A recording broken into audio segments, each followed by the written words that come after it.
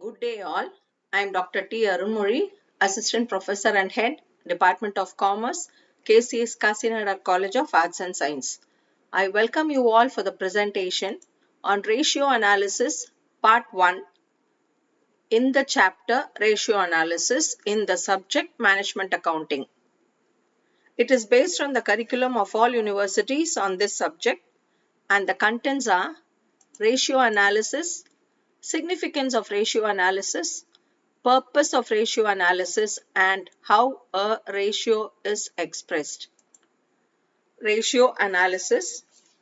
It is the study and interpretation of the relationships between various financial variables by investors or lenders. I hope you could understand the term relationship between various financial variables, or it is a relationship between two figures expressed mathematically is called a ratio.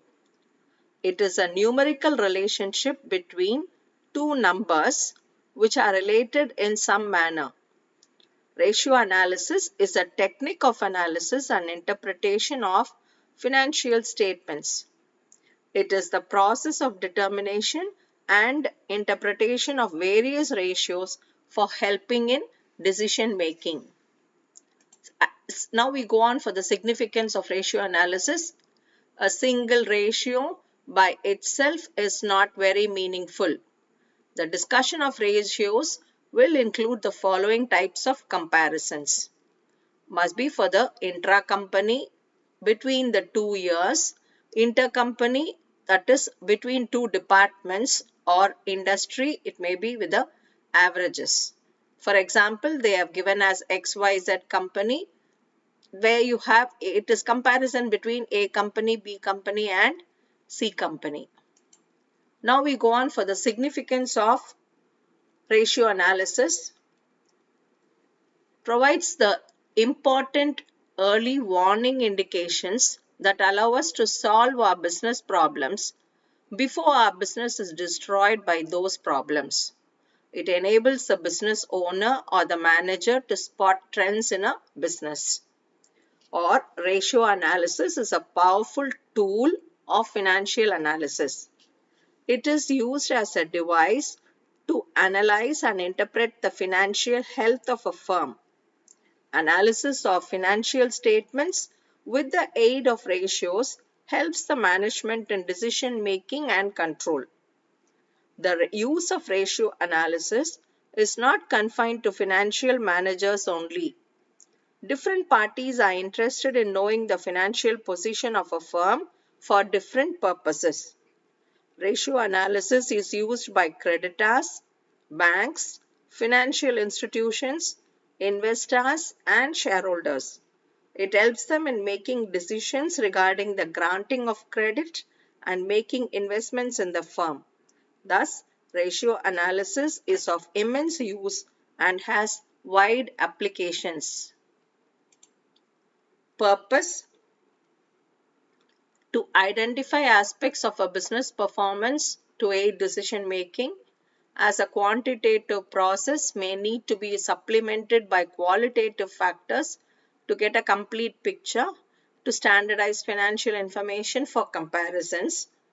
It simplifies the financial statements. It helps measuring performance and position. It facilitates intra-firm comparison. It facilitates inter-firm comparison. It helps in forecasting and planning. It helps in coordinating by communicating the financial strength or weakness of a firm in a more easy and understandable manner. Such a clear communication helps in better coordination in the enterprise. It helps in control. The comparison of actual ratios with the standards reveals the deviations and weaknesses.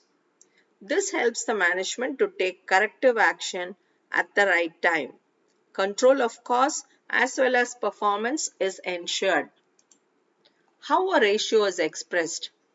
It can be expressed as percentage. It can be expressed as a proportion. it can be expressed in times. Now for percentage, such as 25% or 50%. For example, if net profit is rupees 25,000 and the sales is rupees 1 lakh, then the net profit can be said to be 25% of the sales. As proportion, it can be expressed in terms of relationship between net profit to sales as 1:4.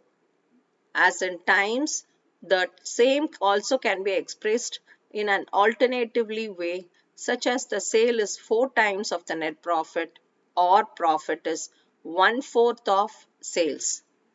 Hope you would have understood the concepts of ratio analysis in part 1. We would meet again in the next video. Thank you.